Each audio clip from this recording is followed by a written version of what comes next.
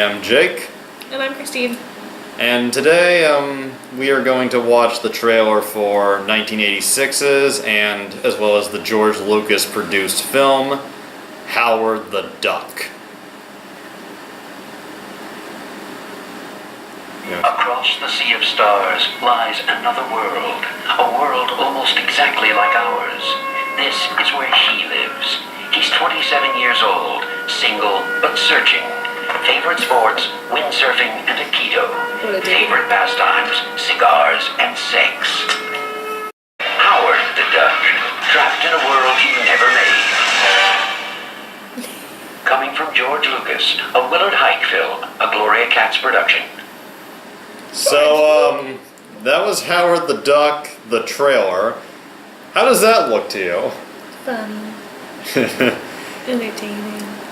I think you saw the reaction video I did a few years ago with my cousin Nick. Yeah. To the, and I'm not kidding for anyone who's never heard of this.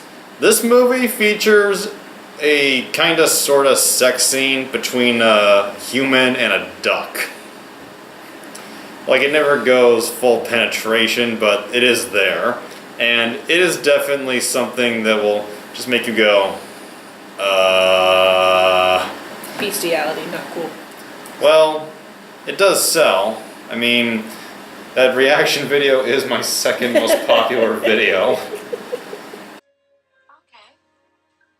Let's go for it, Mr. Macho. Mr. What do you mean? Oh. Okay. It was a joke.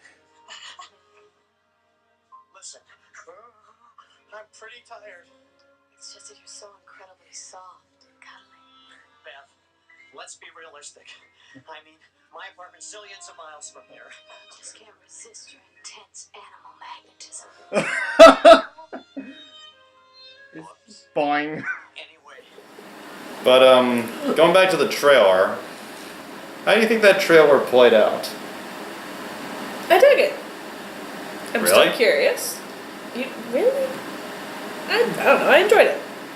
It's very interesting because the trailer does not at all show you what, well, you see the outline, but it doesn't give you a clear look of what Howard the Duck looks like. So had I not already known, I would be curious of like, okay, how are they gonna make him? So. Well, it's the 1980s, so Yeah. animatronics. And it is interesting, like, the opening scene in the trailer is the actual opening scene in the movie, where we see Howard on his home planet, known as Duck World. And it's apparently a world that evolved on the same level as humans, minus evolution into human beings. Yeah. Because we see the ducks have their own movies, like Breeders of the Lost Stork. He has everything except fulfillment. And then one night, it happens. Hey, good buddy, are you home? He has a very sudden midlife crisis. He lands in Cleveland. And just to be clear, I should have said this at the beginning, this is a weird fucking movie. And it varies in quality, like it is a bad film, but it's a fun bad film. It's one of those movies where you can say, I will never see anything like this again. Like, you'll never see another movie like it again. Original. Down here. Maybe you're here for some greater purpose, some cosmic cause. Here, he's forced to reassess his career goals, You went to med school? to explore new relationships, to redefine his self-image, I'm sorry, we don't allow pets on the premises. to adjust to a changing lifestyle. Alright, pull it up! Who's the chick with the like big hair? That's Leah Thompson. You may recognize her as the mother from Back to the Future. There we go. I was like, I know this chick. Okay. Yep, that's her.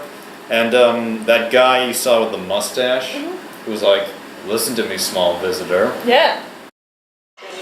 Listen to me, small visitor. I can explain how you got here. That's Jeffrey Jones, the principal from Ferris Bueller's Day Off. Yep. Yep. Almost 17 years, I believe, before he became a registered sex offender. Oh, I forgot about that. And that guy, that nerdy guy with the glasses, that's Tim Robbins. Andy from The Shawshank Redemption. Oh, yes. New relationships. Yeah, this was like one of his earliest roles, and he admits he only did it for the money. And yeah, this movie was produced by George Lucas, and I'm planning to review the original Star Wars movie at some point this month, and I thought that this would be a good tie-in. George Lucas produced this film because he was hoping the gross would be enough to pay back debts he owed after building the Skywalker Ranch for $50 million. Oh my god. This movie cost over $30 million. It made only 13. Oh, I don't think George Lucas got his money back. Well, at least he got to know what failure tastes like. Probably the only time. Yeah, even the Phantom Menace did better than this. And the writers and director of this, Gloria Katz and William Hayek, they were also the writers for another George Lucas produced film, Indiana Jones and the Temple of Doom. Now I know most of you are going to think, oh, that makes sense because Temple of Doom sucked. I actually love Temple of Doom. It's my favorite Indiana Jones movie. I do too. So, sweet. So I was a little surprised at just how bad the quality of this movie is. Like, I do think it's fun, but you really have to go in with a cynical and open mind. And, is there anything else I want to mention? Oh yeah, it's a very 80s film, especially in the music department. Like, Leah Thompson, this is this rock star chick, and she is the first person to meet Howard, and eventually they kind of, sort of fall in love. And so yeah, that's Howard the Duck. I think Christine is at least interested. Yes. Sweet. And I think it's fun if you're in a good goofy mood, and having a drink on the side won't hurt. See you in a few days with the Star Wars review, and see you next week for the next Old School Trail Round.